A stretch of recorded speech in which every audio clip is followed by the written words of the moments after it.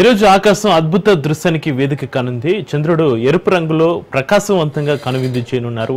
దీన్ని blood moon అంటున్నారు శాస్త్రవేత్తలు. ఇది ఒక సంపూర్ణ చంద్రగ్రహణం అని, ప్రపంచవ్యాప్తంగా కోట్లాది మంది చూసే ఛాన్స్ ఉంటుందని చెబుతున్నారు. ఒకప్పుడు చంద్రగ్రహణాలు కొన్ని ప్రాంతాల్లో మాత్రమే కనిపించేవి. ఇప్పుడు వాతావరణం బాగుంటే గనక వరల్డ్ వైడ్గా 85% మంది చూసే అవకాశం ఉంటుంది.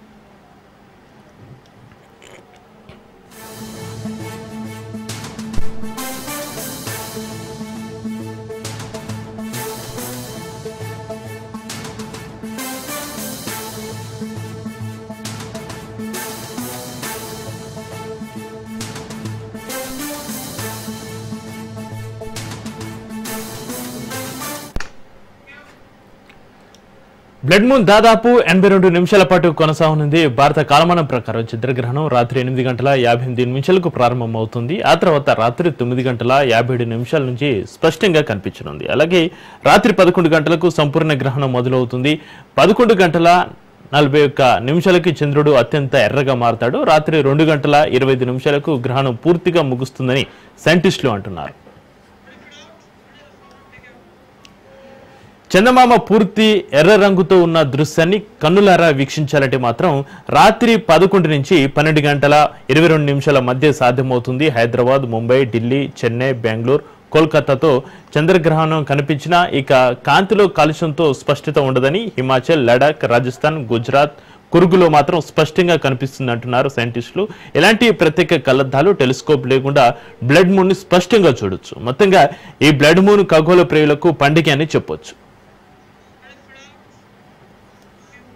ఇక చంద్రగ్రహణం కారణంగా ఆలయాలు మూతపడనున్నాయి. తిరుమల శ్రీవారి ఆలయాన్ని మూసివేయనున్నట్టుగా టీటీడీ తెలిపింది. గ్రహణ సమయానికి 6 గంటల ముందుగా ఆలయ తలుపులు మూసివేయడం ఆనవాయితీగా వస్తుంది. ఆదివారం మధ్యాహ్నం 3 గంటల 30 నిమిషాలకు శ్రీవారి ఆలయంతో పాటుగా తిరుమలలోని అన్న వితరణ కేంద్రాలను టీటీడీ మూసివేయనుంది. చంద్రగ్రహణం కారణంగా తక్కువ సమయం ఉండడంతో సుమారు 30,000 మంది నుంచి ఇక 35,000 మందికి మాత్రమే దర్శనం కల్పించే వీలు ఉంటుందని టీటీడీ అదనపు వెంకయ్య చౌదరి తెలిపారు. గ్రహణ సమయంలో అన్న వితరణ కేంద్రాలు మూసివేయడంతో భక్తులకు 50,000 పులిహోర ప్యాకెట్లు, బిస్కెట్ ప్యాకెట్లు పంపిణీ చేస్తామన్నారు. ఎల్లుండి గ్రహణం వీడాక ఆలయంలో శుద్ధి, పుణ్యవచనం కార్యక్రమం చేసి సుప్రభాత సేవతో ఆలయం తలుపులు తెరుచుకుంటాయన్నారు. సోమవారం వీఐపీ బ్రేక్ సిఫార్సు లేఖలను రద్దు చేశామన్నారు. ఎల్లుండి ఉదయం 6 గంటలకు సర్వదర్శనం భక్తులు క్యూలైన్లోకి రావాలని విజ్ఞప్తి చేశారు.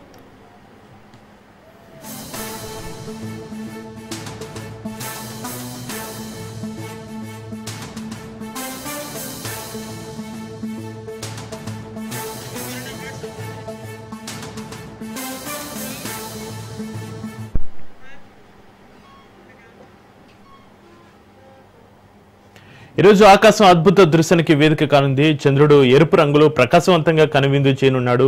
దీన్ని బ్లడ్ మూన్ అంటున్నారు శాస్త్రవేత్తలు. ఇది ఒక సంపూర్ణ చంద్రగ్రహణం అని, ప్రపంచవ్యాప్తంగా కోట్లాది మంది చూసే ఛాన్స్ ఉంటుందని చెబుతున్నారు. ఒకప్పుడు చంద్రగ్రహణాలు కొన్ని ప్రాంతాల్లో మాత్రమే కనిపించేవి. ఇప్పుడు వాతావరణం బాగుంటే వరల్డ్ వైడ్ గా 85% మంది చూసే అవకాశం ఉంటుంది. ఇక ఈ చంద్రగ్రహణానికి సంబంధించి మరింత సమాచారాన్ని మా ప్రతినిధి సురేష్ ఫోన్లో అందిస్తారు. సురేష్,